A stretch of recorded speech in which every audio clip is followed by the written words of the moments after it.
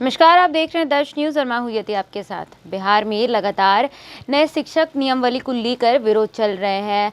तमाम जो भी नियोजित शिक्षक हैं, जो भी स्टूडेंट्स हैं, वो इसको लेकर विरोध कर रहे हैं। और ये विरोध जो है वो क्यों हो रहा है, किस वजह से हो रहा है, ये हमारे न्यूज़ रूम में हमारे सहयोगी ज्ञानेंद्र हैं, वो इस पर विशेष जानकारी देंगे।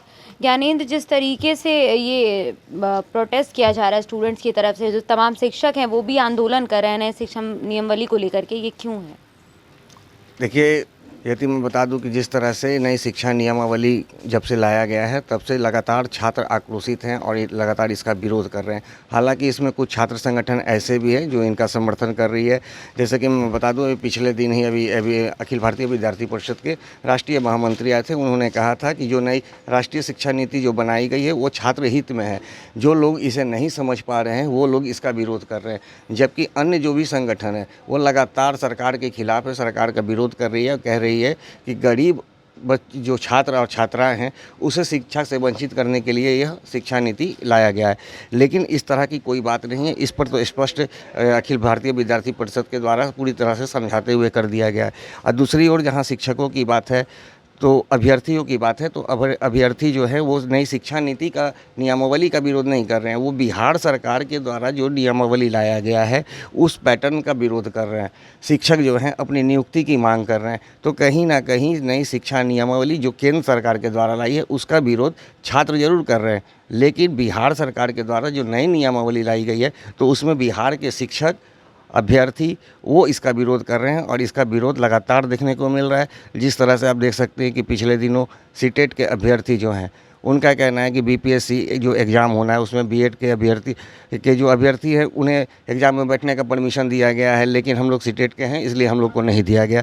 तो उस सीटेट के जो अभ्यर्थी हैं वो बीपीएससी परीक्षा में बैठने का परमिशन मांग रहे हैं सरकार से, और इस बात को लेकर के वो पिछले 10 से 12 दिनों से आंदोलन है कर रहे हैं, लेकिन सरकार उनकी बातों को अभी तक नहीं मान रही है। अब जहाँ तक बात है शिक्षकों की, तो शिक्षक जो हैं वो भी इस पैटर्न पे ही का विरोध कर रहे हैं कि जब हम लोग 17 साल से अगर अपनी गुणवत्ता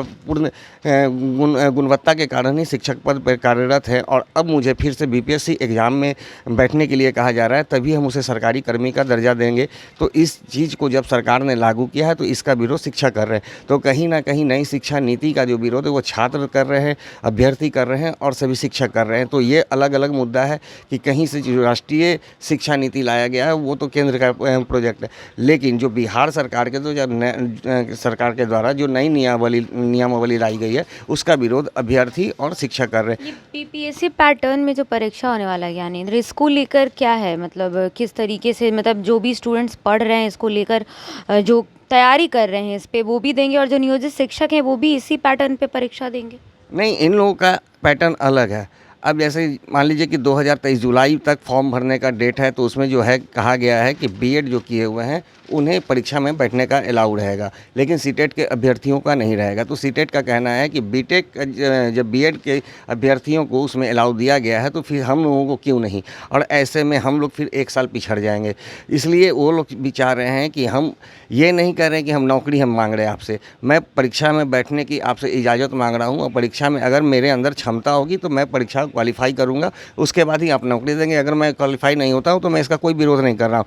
लेकिन वो लोग जो है अपनी सिर्फ परीक्षा में बैठने का परमिशन मांग रहे हैं, लेकिन सरकार उनकी मांगों को नहीं मान रही है। तो कहीं ना इस बात को लेकर के छात्र छात्राओं में जो अभ्यर्थी हैं उनमें आक्रोश है और वो लगातार प्रोटेस्ट कर रहे हैं और सरकार से मांग कर रहे हैं। अभी मैं बता दूं कि कल ही जिस तरह से पूरे अभ्यर्थी जो थे, सीटेट के अभ्यर्थी थे, हज़ारों की संख्या में एकजुट हुए थे और एकजुट होकर के प्लानिंग कर रहे हैं कि सरकार के खिलाफ किस तरह से अब मोर्चा खोला जाए। चूँकि 12 दिनों से आंदोलन किया जा रहा है, सरकार उनकी बातों को नहीं मान रही है, लेकिन उनका कहना है कि जब विभाग के अधिकारियों के पास जाते हैं तो वो मुख्यमंत्री सचिवालय भेजते हैं, सचिवालय के अधिकारी के पास जाते हैं तो वो विभाग के पास भेजते हैं। तो पूरी तरह से उन लोग का आरोप है कि टाल मटोल किया जा रहा है, और जबकि 15 जून से फॉर्म भरना है, अब समय भी नहीं है, 4 दिन समय बचा है, और ऐसे में अब तक उन लोगों का कोई जजमेंट नहीं आ पा रहा है उन लोगों के खिलाफ। तो निश्चित रूप से इसका आक्रोश अभ्यर्थियों में है और इसका आक्रोश आने वाले दिनों में सड़कों पर भी देखने को मिलेगा।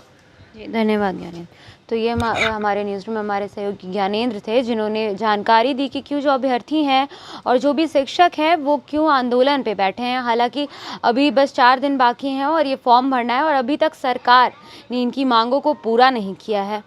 फिलहाल इस खबर में इतना ही। बिहार झारखंड की ताज़ा तरीन खबरों से जुड़े रहने के लिए आप देखते रहे दर्श न्यूज़। अगर अभी तक आपने हमारे यूट्यूब चैनल को सब्सक्राइब नहीं किया है तो जल्दी हमारे यूट्यूब चैनल को सब्सक्राइब कर ले, साथ ही बेल आइकन ज़रूर दबाएं। और अब हम फेसबुक, इंस्टाग्राम और ट्विटर पर भी मौजूद हैं, तो आप हमारे पेज को फॉलो करें। और आपको हमारी खबरें कैसी लगती हैं आप हमें कमेंट करके बताएं।